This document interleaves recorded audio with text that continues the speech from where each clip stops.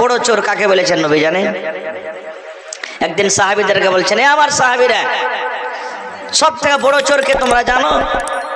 কে বলছেন হুজুর যে গরু চুরি করে, কে বলছেন হুজুর যে খাদ চুরি করে, কে বলছেন হুজুর যে মাছ চুরি করে, কে বলছেন হুজুর কে অমুক চুরি করে, এই বিভিন্ন রকম বলে দিলেন।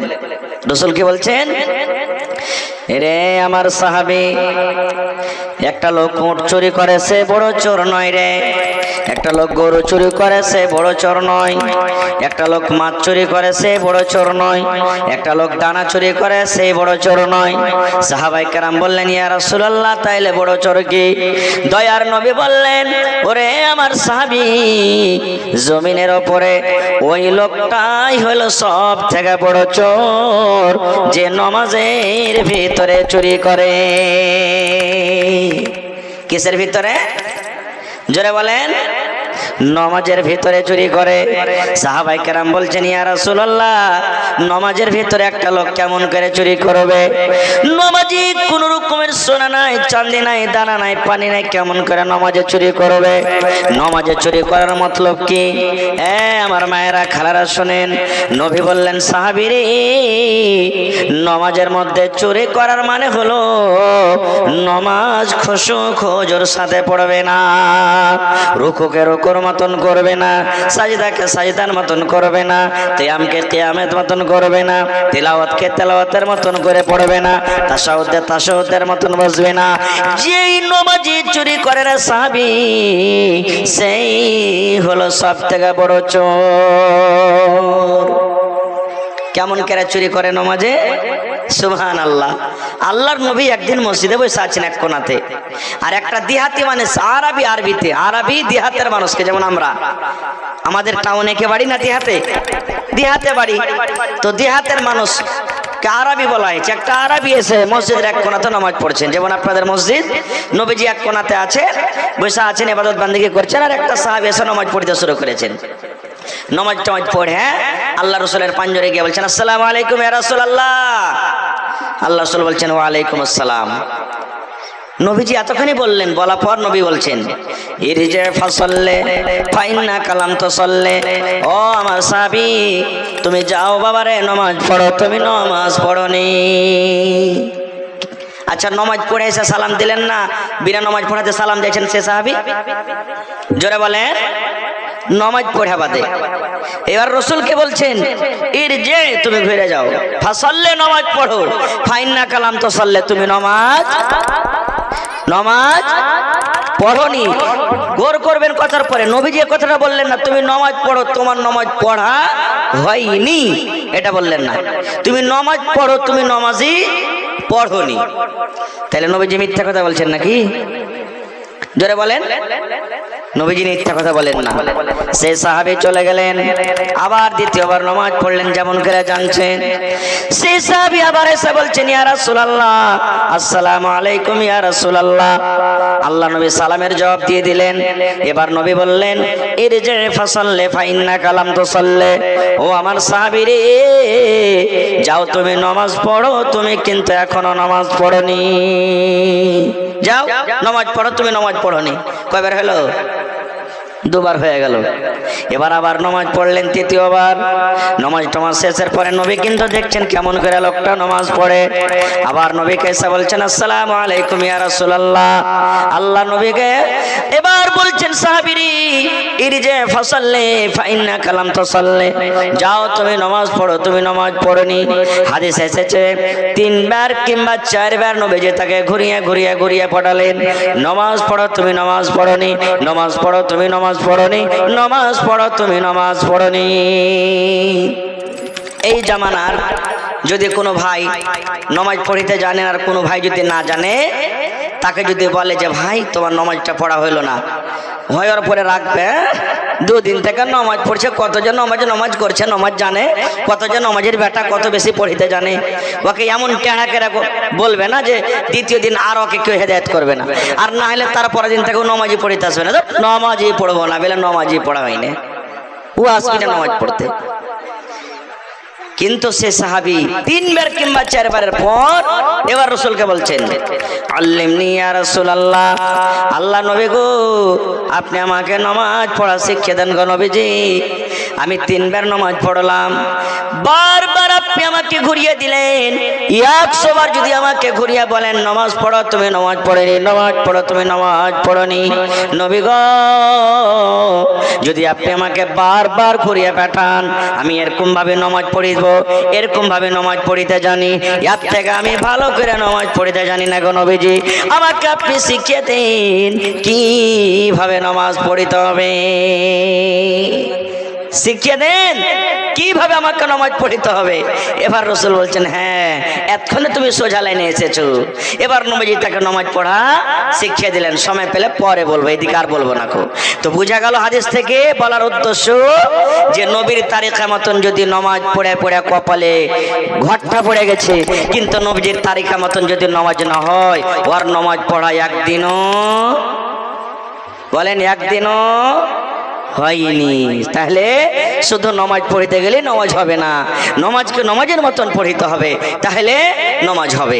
আল্লাহ রাসূল সাল্লাল্লাহু আলাইহি সাল্লাম রুকু করতেন, আল্লাহ রাসূল সাল্লাল্লাহু আলাইহি সাল্লাম সিজদা করতেন। সিজদাটা কত লম্বা হতো জানেন? সাহাবায়ে কেরাম বলছেন যে আরে আল্লাহ রাসূল নিম চলে গেছেন নাকি সিজদাতে? যে কি বলতেন? আস্তে গল্প করেন। কি বলতেন? আল্লাহ রাসূল রুকুতে যে নিম চলে গেছে নাকি রে, রুকু থেকে উঠে না কেন? তাহলে বোঝা গেল যে এটা কি কোনো ছোট মোটো রুকু কিংবা সাজদা হইতো ভাই? কত লম্বা হইতো, সুবহানাল্লাহ। তাহলে সব থেকে বড় চোর কোথায় পাওয়া যায়?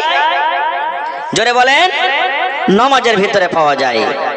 ভাই আমার, ইসলামের 5টা হলো আরকান, ইসলামের 5টা হলো খুঁটি। 1 নম্বরে হলো কালেমায়ে শাহাদাত। কালেমায়ে, বলেন তো একটা লোক কি কালেমায়ে শাহাদাত কাকে বলে? জোরে বলেন, আগে থেকে বলেন। আশহাদু, পড়েন আশহাদু আল্লা ইলাহা ইল্লাল্লাহু ওয়াহদাহু লা শারীকা লা ওয়া আশহাদু আন্না মুহাম্মাদান আবদুহু ওয়া রাসূলুহু। এটা হলো কি? কালেমায়ে শাহাদাত। আমার ভাইরা দেখতে যাবে লড়কাকে কিংবা লড়কিকে, দেখতে যাওয়ার পর সামনে ছেলেটা আসবে, তখন কবে হাজি তুমি পড়ালেখা জানো না? তো জানি। কে ফকিরের দোয়াটা কহ তো। হায় রে আল্লাহ, কিসের দোয়া? ফকিরের দোয়া। আচ্ছা, আমার নবী আপনার নবী কি ফকির? জোরে বলেন, নবী কি ফকির? সুবহানাল্লাহ, কত বড় দাগের কথা বলছি আমরা। ফকির দোয়াটা বলো, ফকির কি বাপের ঘর থেকে দোয়াটা এনেছে? এটা ভুল কথা। কি আপনার নাম? আবু বকর। ওই একটা গায়ে আপনার কাছে সোজা আবু বকর ছিল, ওইটাই নাকি? হ্যাঁ হ্যাঁ হ্যাঁ, যে আবু বকর নবীর শ্বশুর। এখানে নাম নিলাম। নবীজি একদিন বললেন দান করো, বাড়িতে কিচ্ছু নাই, 2.5-3 কিলো মতন যাও, লক করে ঢেরিতে ঢেলে দিয়েছে। এবার নবীজি লিতে লাগলেন খবর, কে কি দিয়েছে, কে কি দিয়েছে। শেষের বেলা তো আবু বকরকে বলছেন, আবু বকর তুমি কি দিয়েছো? বলছে হুজুর কি দিয়েছি এটা না জিজ্ঞাসা করে, কি বাড়তে রেখেছি আর কি দিয়েছি এটা বলেন। বলছি ওইটাই বলো। বলছেন আল্লাহ রাসূল গো, আমি আপনার শ্বশুর আবু বকর আল্লাহ এবং আল্লাহ রাসূলকে বাড়িতে রেখে যা ছিল সব আপনার সামনে হাজির করে দিয়েছি। সুবহানাল্লাহ। কয় ওয়াক্তের নামাজ বললাম ভাই? জোরে বলেন, 5 ওয়াক্তের নামাজ। আর ইসলামের বুনিয়াদ কয়টা বললাম? আরো জোরে বলেন, 5টা।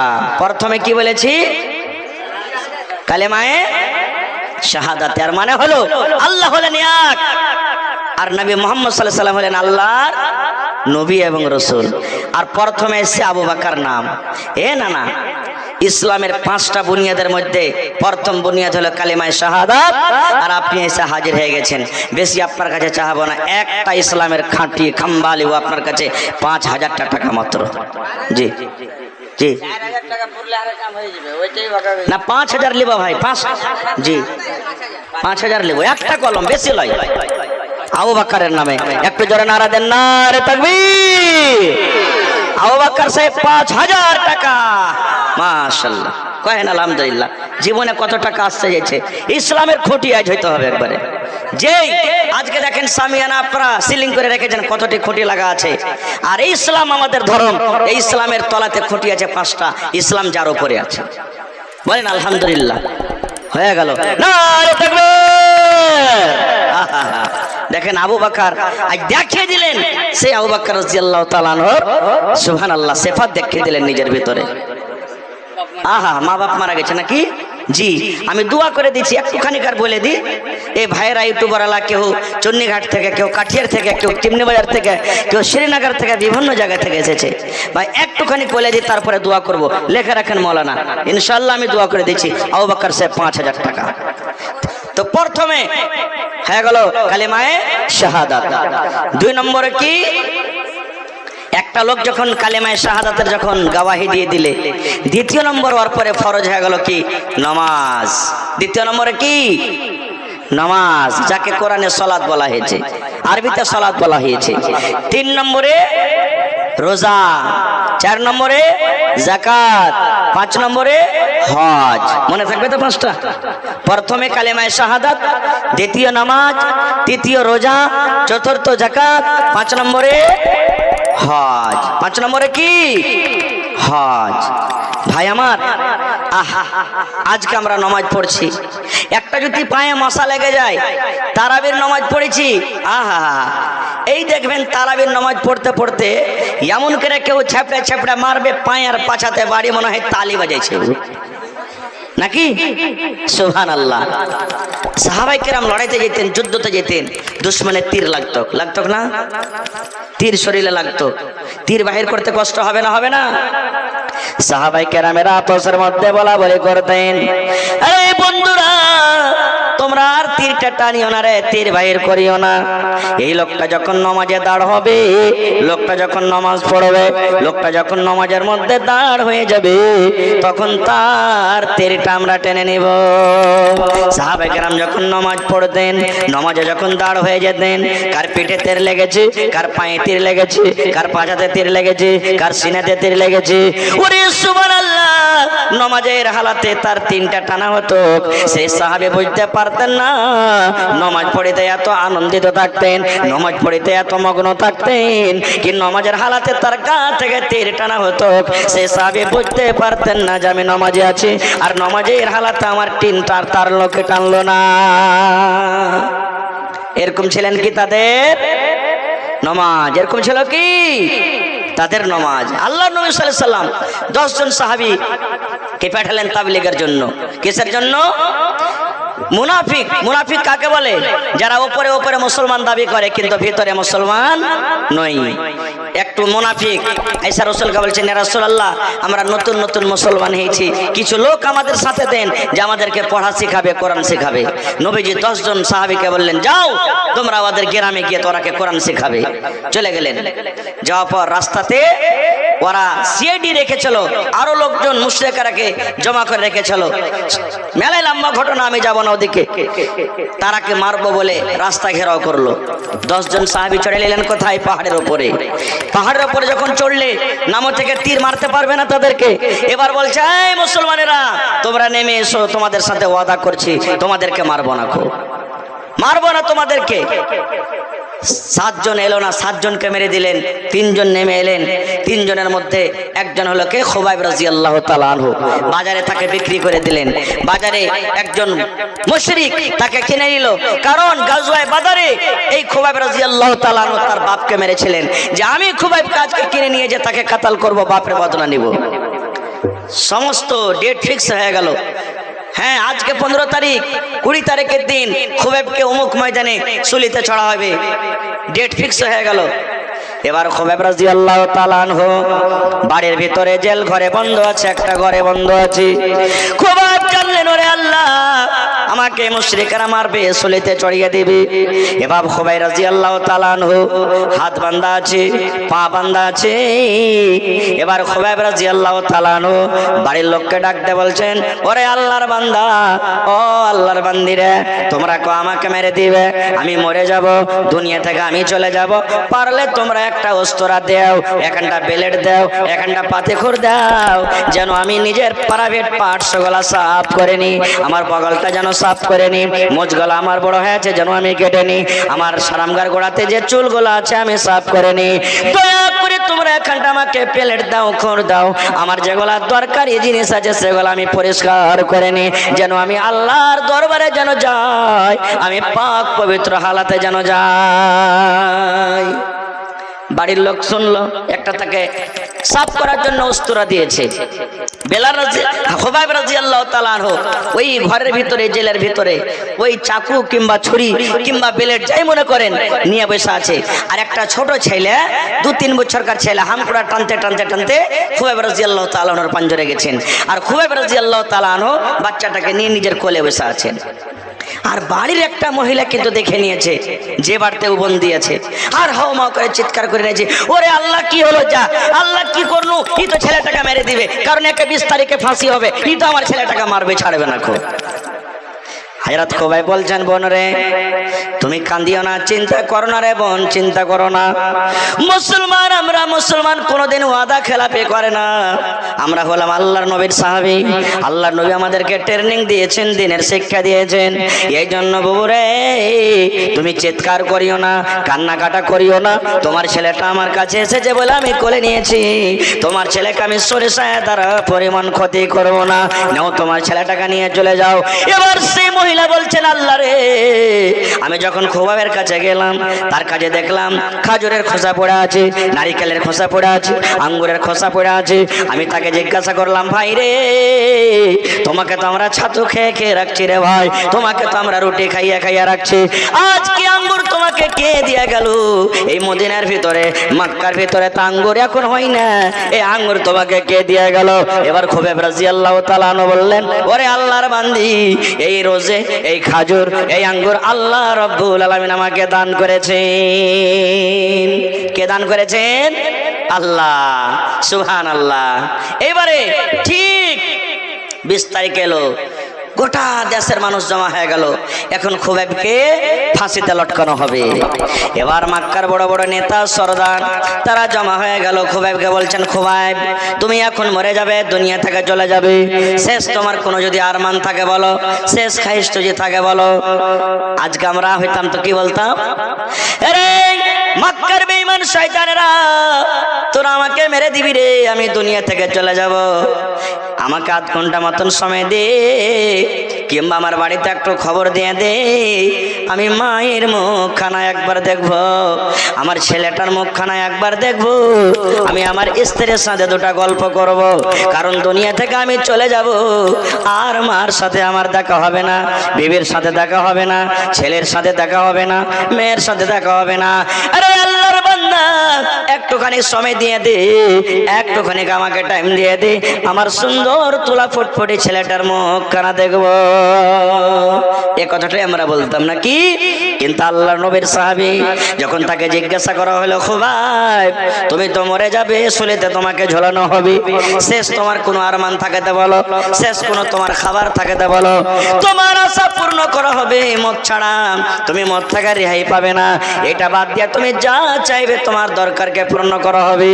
এই ভাই মুসলমান দেখেন, এবার খুবাইব রাদিয়াল্লাহু তাআলা আনহু বলছেন, রে মক্কার বেঈমানেরা, এই মক্কার মুশরিকরা তোমরা শুনে নাও, আজকে আমি মায়ের মুখ দেখতে চাই না, বিবির মুখ দেখতে চাই না, ছেলের মুখ দেখতে চাই না রে, আজকে তোমরা আমাকে 10 মিনিট 15 মিনিট পর ফাঁসি দিয়ে দিবে, আধ ঘন্টা পর ফাঁসিতে ঝুলিয়ে দিবে। এই দেখো ফাঁসির দড়ি লটকানো হয়ে গেছে। রে আল্লাহর বান্দারা, আমাকে একটা শেষ আবদার তোমরা পূর্ণ করতে দাও, আমি ওযু করব, আর ওযু করার পর আমি 2 রাকাত আমি নামাজ পড়ব, আমি 2 রাকাত নামাজে আমি আল্লাহর সাথে কথা বলবো। কার সাথে? আল্লাহর সাথে কথা। মক্কার লোকেরা বলছে, এইটাই তুই চাইলি? বলছে, হ্যাঁ যা। পানি দেওয়া হলো, ওযু করলেন, ওযু করার পর লম্বা নামাজকে করলেন না, শর্টকাটে নামাজ পড়লেন একবারে মুখতাসার ভাবে। একজন বেঈমান বলছেন, রে খুবাইব তোমরা তো নামাজ পড়ো লম্বা লম্বা কই না, আজকে তুমি এত শর্টকাটে নামাজ কেনে পড়লে, কারণটা কি? তুমি যদি ইচ্ছা করতে নামাজটাকে তুমি লম্বা করতে পারতে। এবার খুবাইব রাদিয়াল্লাহু তাআলা আনহু বলছেন, আল্লাহর বান্দারা রে, আমরা হলাম আল্লাহর নবীর সাহাবী, ওরে সুবহানাল্লাহ, আমি যদি আজকে নামাজটাকে লম্বা করতাম তোমরা এই কথা আমাকে বলতে। দেখো খুবাইবকে দেখো, মরণের ভয়ে নামাজে লম্বা করে দিয়েছে, নামাজ নমাজটাকে লম্বা করে দিয়েছে। এই কথাটা যেন তোমরা বলতে না পাও, এই জন্য আমি আল্লাহর সাথে কথা বললাম খুবই শর্টকাটে। চলো আমাকে কোথায় নিয়ে যাবে এখন, আমাকে মেরে দাও, খাতাল করে দাও। এবার তার গলাতে ফাঁসি লটকে দেওয়া হয়েছে, এখন খুজুরে খোবাইবকে মেরে দেওয়া হবে। এই টাইমের সময়তে মক্কার বেঈমান বলছেন, খোবাইব একটা কথা তুমি যদি বলতে পারো, তোমার মুখখানা দিয়ে একটা কথা যদি তুমি বলে দাও, আজকে তোমাকে এই বান্ধন থেকে, কাতাল থেকে তোমাকে আজাদ করে দেওয়া হবে। এবার বলছে কি কথা? বলছে খোবাইব রে, তুমি একটু খালি মুখ দিয়ে কথাটা বলে দাও, আজকে আমি ইসলামের জন্য, দ্বীনের জন্য মরছি। আজকে মোহাম্মদ বলে ছেলেটার জন্য আমি মরছি। ছেলেটার পড়তে যদি আমি ঈমান না আনতাম, তার কথা যদি আমি মা মানতাম, আজকে আমাকে ফাঁসি দেওয়া হতো না। এই খোবাইব, তুমি একবার এই কথাটা শুধু মুখ দিয়ে বলে দাও, আজকে আমি যে জায়গাতে দাঁড় হয়ে আছি, আমার গলাতে ফাঁসি লাগা আছে, আমার জায়গাতে যদি মোহাম্মদ ছেলেটা হতো, তাইলে কিন্তু কত ভালো হতো। এই কথাটা তুমি শুধু বলে দাও। যেমন কথাটা বলা, খোবাইবের চোখ দিয়ে ঝরঝর করে পানি ঝরতে লাগলো। আর বলছেন, মক্কার বেঈমান রে, আল্লাহ রাব্বুল আলামিন যদি আমাকে 10 বার দুনিয়াতে হায়াত দেয়, আর 10 বার যদি আমাকে তোমরা ফাঁসি দাও, আর এই বারবার এই কথাটাই বলো, তুমি একবার বলো যেন আমার জায়গাতে নবী দাঁড় হয়ে যায়, এটা বলা দূরের কথা, আমি এই কথা বলতে পারবো না কি আমার নবীর পায়ে এখন কাঁটা গড়ে যায়। নারে তাকবীর! আমি এই কথাটা বলতে পারবো না। মেরে দিলেন। শেষ আমল হলো কি? খোবাইবের শেষ আমল হলো কি? জোরে বলেন। হায়রে আল্লাহ, বুঝতে পারলেন না? খোবাইব রাদিয়াল্লাহু তাআলা আনহুর শেষ আমল কি? আমাদেরও নামাজ হয়েছে শেষ আমল নাকি? হয় না? কিন্তু জানাজার নামাজ লোকে পড়বে, আমরা পড়বো না। শেষ আমল তো হয়েছে, কিন্তু লোকে পড়বে, আমরা পড়বো না। ভাই মুসলমান, আল্লাহ রাসূল সাল্লাল্লাহু আলাইহি ওয়াসাল্লাম বেমারি পড়ে গেছেন, শেষ টাইম, নবীজি মরে যাবেন। নবীজি মসজিদ যেতে পারেন না, বেহুশ হচ্ছেন, বারবার বেহুশ হচ্ছেন। পানি দেওয়া হয়েছে, মাথা ধোয়া হয়েছে। যাকে খুব বেশি বেশি জ্বর হবে, দেখবেন ডাক্তার সাহেব যদি এখানে কেউ থাকে, ওর মাথা ধোয়াইতে বলবে। মাথা ধোয়াইতে গেলে বুখারটা কম হবে, টেম্পারটা কম হবে। নবীজির জন্য পানি রাখা আছে গামলাতে, বারবার নবীজির পা মুখকে ধুইয়ে দেওয়া হয়েছে। এবার নবীজি আবু বকরকে ডাকতে বলছে, নিজের শ্বশুরকে, আবু বকর, আমি মসজিদে যেতে পারবো না, যাও তুমি আমার জায়গাতে ইমামত করো, তুমি নামাজটা পড়িয়ে দাও। চলে গেলেন। এবার যেমনই নবীর যেই জায়গাতে নবী দাঁড় হয়ে গেলেন, আবু বকর চোখ দিয়ে ঝরঝর করে পানি ঝরতে লাগলো। আবু বকর কাঁদছেন, আল্লাহ আমার শক্তি হয় না, যে জায়গাতে আমার নবী দাঁড় হয়ে আছেন, আর আমার নবীর বেঁচে থাকা কালে আমি আবু বকরের উম্মতি করব, আমার দিল গাওয়ারা করে না। আল্লাহ, আমি পারবো না নামাজ পড়াইতে। নামাজে দাঁড় হলেন, আল্লাহু আকবার বললেন। নবীজি আয়েশাকে বলছেন, আয়েশা, এর দরওয়াজাটা একটু খোলো তো, খিড়কিটা খোলো, আমি দেখবো। হুঁশ করে এলো, নামাজ চলছে। দরজা খুলে দিলেন। নবীজি দেখছেন। দেখতে দেখতে দেখতে নবীর চোখ দিয়ে ঝরঝর করে পানি ঝরতে লাগলো। নবীজি কাঁদতে লাগলেন। আল্লাহ রাসূলের বিবি মা আয়েশা বসে আছেন, বলছেন, ইয়া রাসূলুল্লাহ, আপনার চোখ দিয়ে কেন পানি ঝরে, কেন আপনি কাঁদেন? নবীজি বললেন, আয়েশা রে, এটা দুঃখের কান্দন না রে আয়েশা, এটা হলো আমার খুশির কান্দন। কিসের কান্দন? খুশির কান্দন।